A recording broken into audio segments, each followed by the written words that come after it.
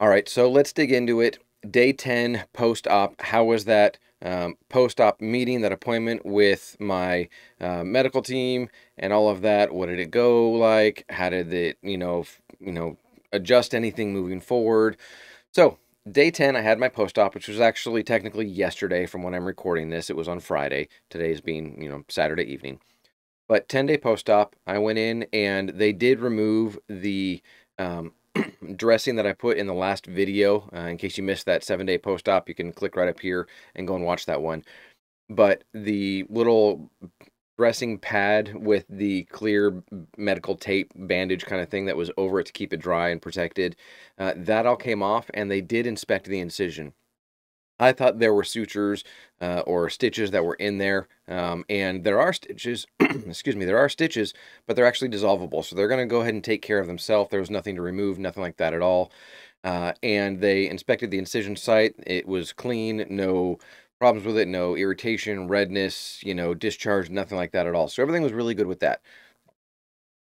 And then we began talking about, moving forward and what does that look like. They asked me about how I'm feeling and different things like that. So my next appointment is going to be at what would be, I guess it's like, I didn't do the math, 7 weeks post-op, something to that effect, because it's February 2nd is my next post-op follow-up appointment.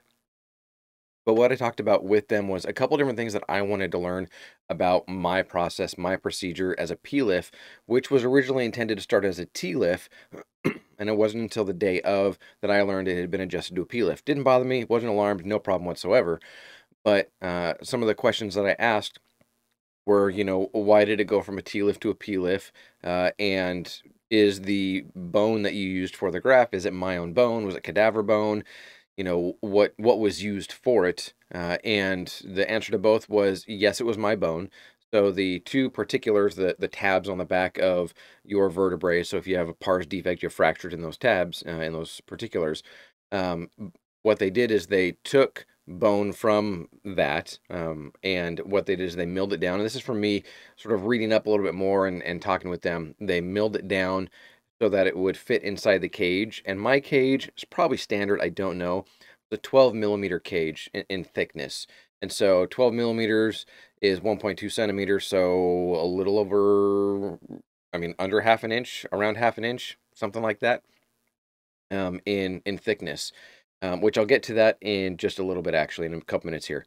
And they took that bone from my existing bone that was in there, from the particulars, from the pars, and milled it down and put it inside that cage, and then did the four screws and the two rods and did everything and tightened it down, as we've all seen before.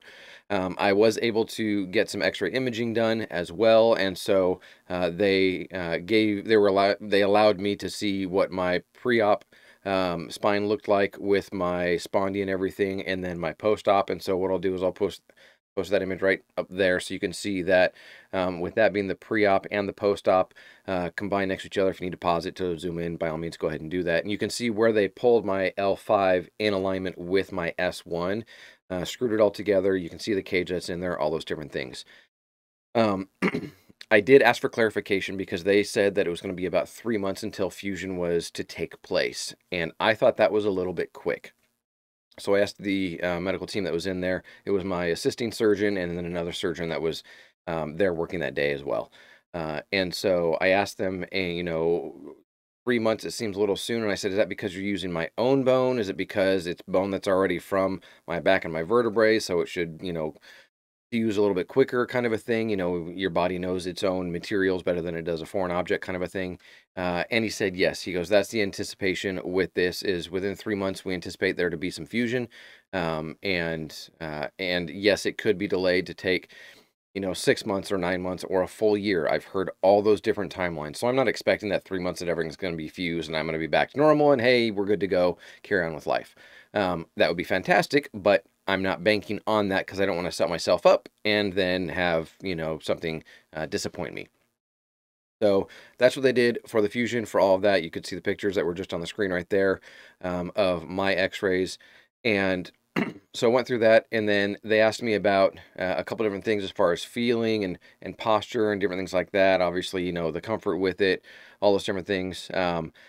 And then they got into talking a little bit more about the incision site. And they said, typically because we're not at 2 days post-op, we're not at that 14-day mark. We normally don't remove all the dressing. They almost put Steri-strips over it again just to be safe. And they said, but with the way that you're healing, we're not going to do that. Just don't scrub it in the shower, nothing like that. Don't be abrasive with it and let it finish up its healing. They're dissolvable sutures, so they'll dissolve and fall out on their own. Everything will be good to go with that. Just make sure that you're paying attention to it. You're not irritating it. You're not scratching it, things like that. And so went through that. And then there's not going to be any kind of PT scheduled for me, at least, until we get to that post-op appointment February 2nd. And they're going to discuss it more then. And it sounds like from what I was reading in my post-surgery information that I'm actually not going to be doing any PT or anything like that until after the 3-month mark of my surgery taking place. Probably for full fusion, so they can make sure, or at least a partial fusion, so they can make sure that they can start to do a few different things. So talked about all those different things. And then just a couple small talk things, what about this, flexibility, range of motion, those kinds of things. And then they made sure that I wasn't going to be doing bending, lifting, twisting. They did say and advise me, and I'm not giving this as any medical advice to anybody else going through this. I am not a doctor, so please don't take this as any kind of medical advice. I'm not an expert in it. I don't have the schooling. It's not what this is. But in my situation, my surgeon did let me know that it was okay to, if I needed to lift something, again, I still have the 10-pound weight limit. So it's not like I can just lift things and move on with life. But that if I dropped something on the floor and I needed to pick it up, it was okay if I kept my back straight to squat straight down, lift it up, and then lift with my legs to pick it up. That was okay to begin doing as long as I was comfortable with it. And that's the caveat. As long as I'm comfortable with it. If at any point it started to feel uncomfortable, I started to second guess, anything like that, it was to immediately stop. And so that's what I was given as guidance from him. Again, unique to my situation. I'm not giving that as guidance to anybody that may be watching this video. But was to begin doing that, they were satisfied and happy with how I was feeling with when I became mobile on my own or ambulatory to walk around without the need for a cane or a walker or anything like that. And they thought that things were going really well. They did ask about bowel movements, and I let them know when mine was. Mine was relatively early on from others that I've heard.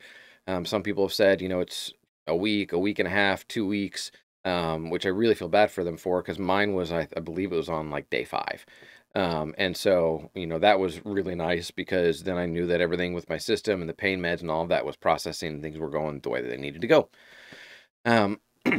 But moving forward, I still don't have no bending. The lifting again, I gave the limitation there, and then twisting. The word that he used was excessive twisting, and I asked for a little bit of clarification on that. And when he said excessive twisting, and I said, so if I'm doing little stuff like this, is that okay? It doesn't hurt me, but I don't want to risk damaging anything. And his guidance again to me, not my advice or medical,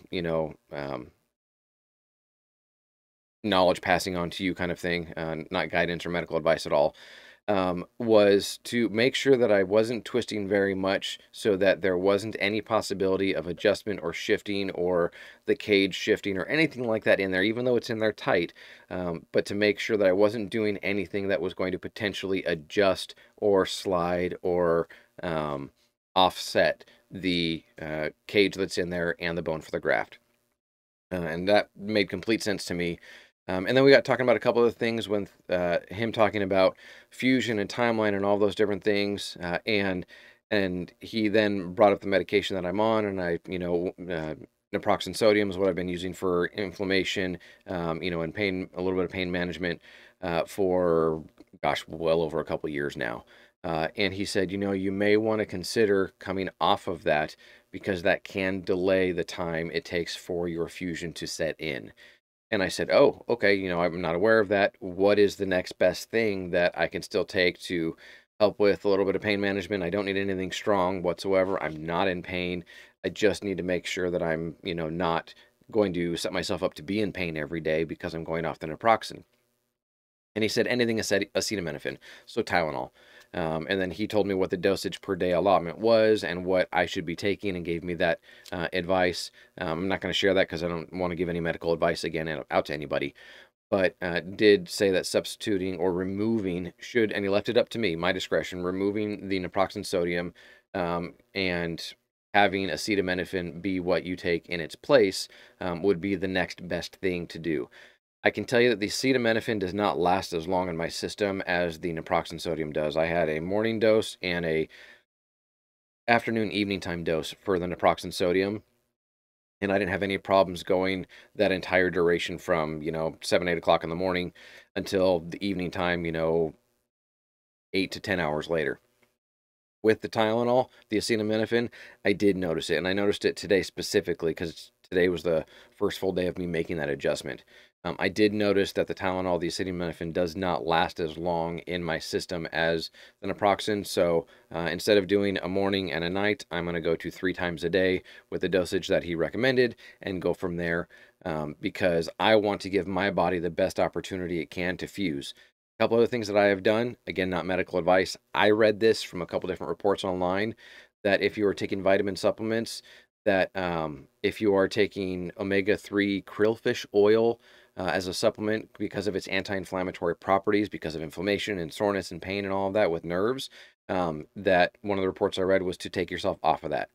Another one in that same report, I believe, that study found that vitamin E, which again is anti-inflammatory in its properties, that taking vitamin E and taking the omega-3 krillfish oil can both slow down or delay the process of bone growth and fusion from taking place. I pulled myself off of both of those probably 3 months pre-surgery because I wanted to make sure I was giving my body the best opportunity again for the fusion. And that's the goal with all of these, this process and the surgery and everything, is to give my body, our bodies, the best opportunity to be fused, to be solid, and to not need to have anything else done moving forward in the future. And so I have now pulled myself off the naproxen. I'm still off the omega-3 krillfish oil, and I'm still off the vitamin E. I still have a multivitamin that I take daily, and allergy medicine and stuff like that. But, that's what I have done. I can't tell you what to do. I'm not going to tell you what to do. I just know that that's what I've done, and some of the medical advice that I received. So I just took all of that and put it together. And that was a surprise for me. And I will tell you that the difference is noticeable, like I said a minute ago. But the other difference that I absolutely kicked myself for is I did not remember to take my muscle relaxer, my Flexeril, last night, like I usually do. Completely forgot, and woke up today noticeably more tight in my back, with muscles. No muscle spasms, nothing like that at all, thank goodness. And nothing like that at all. But I can tell that it did sort of delay me a little bit today in what I'm feeling, and I still feel that that loss of that one dose of being constant in my system. And so I'm playing a little bit of catch up with that, plus mixed with the changeover to acetaminophen. There is some discomfort today, again, being day 11 post-op. But that's what the journey's been like so far. So I've got my next appointment in a few weeks here, in it's like 4.5 weeks now, something like that, 4 or 5 weeks, 5 weeks. And so I've got my next appointment then. And, it's just a matter of managing how much I'm up and walking, how much I'm sitting. It's unfortunately rained the last day and a half here in Southern California. Yes, it rains in Southern California. And I have not been able to go out and do the walking, but I've stayed mobile, walking around inside the house, not sitting down in a recliner the whole time, things like that, to try and help at least stay a little bit mobile throughout my day. But I have noticed I've been paying attention to different chairs that I sit in and which ones and why they become very uncomfortable within about 10 minutes. And usually any chair like a dining table where the seat bottom part is sloped back towards the seat back, that was not comfortable for me at all, or is not comfortable for me. I lasted about 10 minutes sitting in a chair like that today, and it didn't work well. I didn't bring my pad with me because I'm intentionally seeing where can I be comfortable and where do I need to make sure that I'm making, taking steps to be precautious. So, pay attention to what you're sitting in, what works, what doesn't work, because all of that is gathering information so that you know how you can best set yourself up to be successful with the fusion and to feel good and to heal and all those different things. But I'm, you know, gone out to dinner. I've done different things with my family. Nothing physically demanding whatsoever. But I'm getting out and about. I'm doing things. I'm running errands and having somebody else with me. Driving all those different things. There's no problems with any of that. I'm just not carrying anything. There's stuff in the car. I'm just not carrying it in. And obviously, my wife and our boys understand that. So it's a little bit of a longer video than the previous ones were, but I wanted to make sure you all understood a little bit of what my process has been like in the last few days since I made the last video, and let you know what it was like at my post-op appointment, and how that went, and what they gave me as input, and what's going to be happening moving forward. But everything's positive, everything's doing well. I'm feeling well. There's the discomfort today of being set back a day with the stuff that I talked about a minute ago, as far as the change to acetaminophen and missing a dose of muscle relaxer. But overall, I am feeling much better day after day. I'm getting much more strength back in my legs. I don't have to use my hands necessarily, or as much, to walk myself up into a standing posture from sitting down. So there's a lot of things that are going well. So put in comments if you have any questions, anything like that. Please let me know. I'd be happy to answer them, or whatever the case may be. But that's where things are as of, technically, as I'm recording this, day 11. But it'll post, and you'll see it'll be 12 days post-op for me, since I had my PLIF for my spondy. So that's it. Leave any questions or comments that you want to down below. I will get to them, and I'll make another video when it makes sense to, whether that's 2 weeks post-op or what it looks like, because I've noticed that there's a little more traction with each video as they've come out, of people discovering them and watching them, and wanting to know what's going on, and potentially learning from something I've maybe experienced, so that they can take notes on it. So that's going to do it. Thank you guys so much for following me in this journey and what's been going on with it, and catch you in the next video.